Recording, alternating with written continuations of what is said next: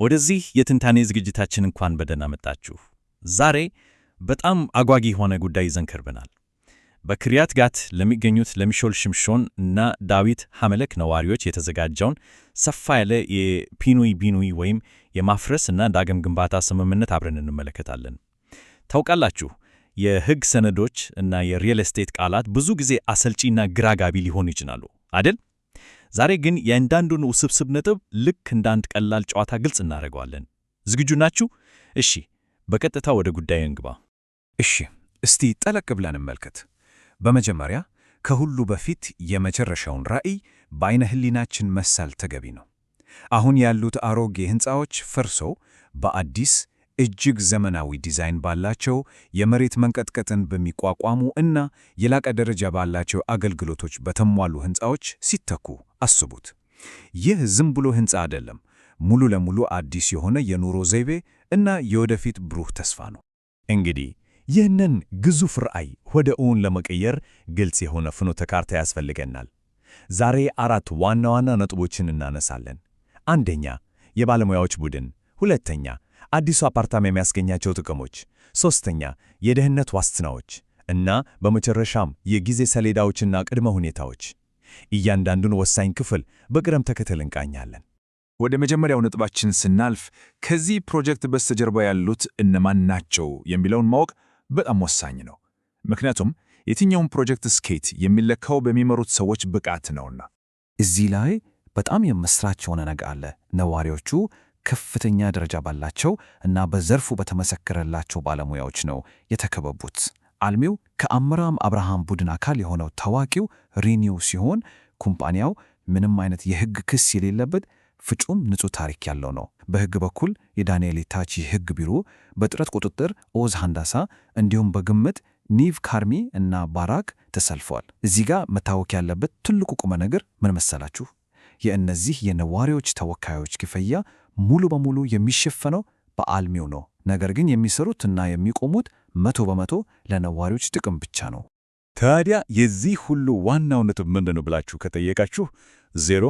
አዎ፣ በትክክል ሰምታችኋል። ይህ ሁሉ የባለሙያዎች ውክልና፣ የሕግና የቴክኒክ ድጋፍ እንዲሁም ሙሉ በሙሉ አዲስ የሆነው አፓርታማ ለቤት ባለቤቶች ምንም አይነት የኪስ ወጪ አያስወጣም። አንድም ሼክል ከነዋሪዎቹ ኪስ አይወጣም ማለት ነው። አሁን ደግሞ ከንድፈ ሐሳብና ከሰዎች ማንነት ወጥተን ወደሚያጓጓው አካላዊ ማሻሻያ ማለትም ወደ ሁለተኛው አጀንዳችን እንሻገር። አዲሱ አፓርታማ በውስጡ ምን ይዞ ይመጣል? ይህ ክፍል የኑሮ ደረጃን ሙሉ በሙሉ የሚቀይር ነው። እያንዳንዱ ነዋሪ አሁን ካለው አፓርታማ ላይ ተጨማሪ 12 ካሬ ሜትር የውስጥ ስፋት ያገኛል። አስቡት ቤቱ ምን ያህል እንደሚሰፋ። በተጨማሪም 12 ካሬ ሜትር የፀሐይ በረንዳ ይኖረዋል።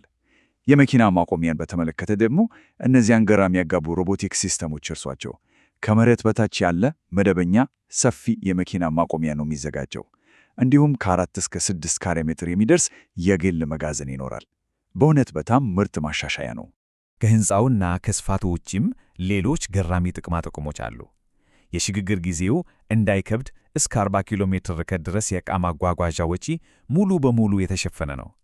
በግንባታው ጊዜ ለምትቆዩበት የቤት ኪራይ እስከ 12 ወራት በቅድሚያ ይከፈላል።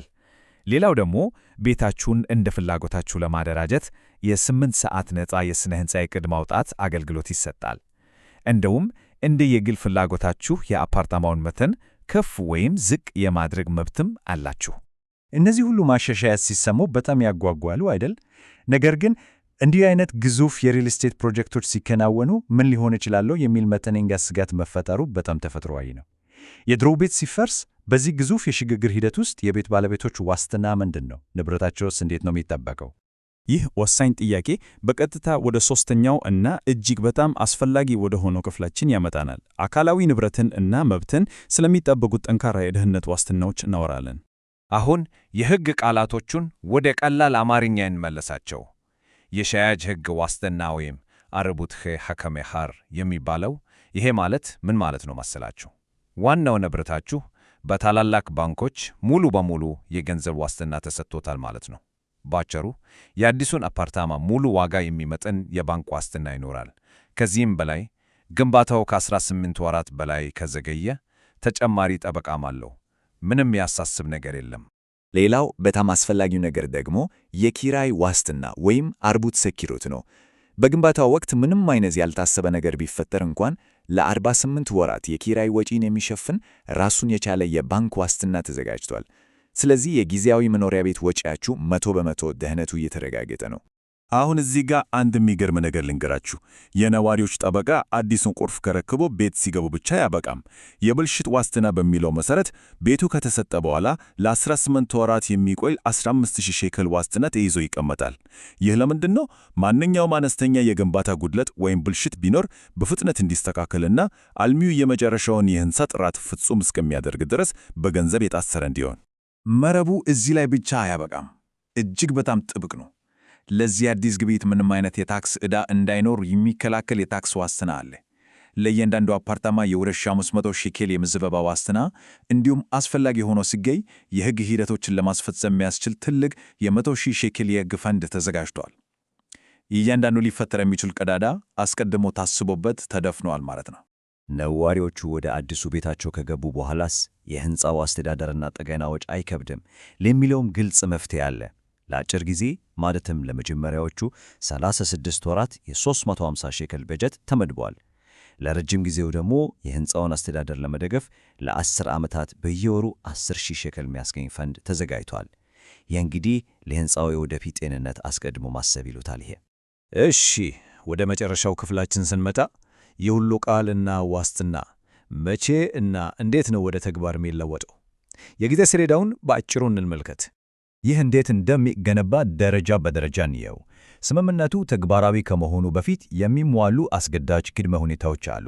በ24 ወራት ውስጥ የአብላጫ ነዋሪዎችን ፊርማ ማግኘት፣ በ48 ወራት ውስጥ የአዲሱን ዲዛይን ዕቅድ ማጽደቅ እና ከዚያ በኋላ ባሉት 6 ወራት የሕንፃ ፈቃድ ማግኘት ያስፈልጋል። እነዚህ ሁሉ ከተሟሉ በኋላ ነው እንግዲህ የማስለቀቂያው ማስታወቂያ የሚሰጠው። አሰራሩ በጣም ግልጽ እና ደረጃውን የጠበቀ ነው። እንግዲህ ግልጽ የሆነ ፍኖተ ካርታና እጅግ በጣም ጠንካራ የሆኑ የደህንነት ዋስትናዎችን አብረን አይተናል። ታዲያ ወደዚህ አስደናቂ የከተማ እድሳት ለማምራት ቀጣዩ እርምጃ ምንድን ነው? ይህ ስምምነት የወደፊቱን የነዋሪዎች ሕይወት በብሩህ የሚያረጋግጥ ትልቅ እርምጃ ነው። አሁን ሙሉ መረጃው በእጃችሁ ላይ ነው። ደህንነቱ በሕግ የተረጋገጠ ነው። መንገዱም ክፍት ነው። በእርግጥ ይህ የከተማ እድሳት ለሌሎች አካባቢዎችስ አዲስ መመዘኛ ያወጣ ይሆን? ይህንን ለእናንተ ትተናል። ለዛሬው ዝግጅታችን ይህንን ይመስል ነበር። ስለተከታተላችሁን ከልብ እናመሰግናለን።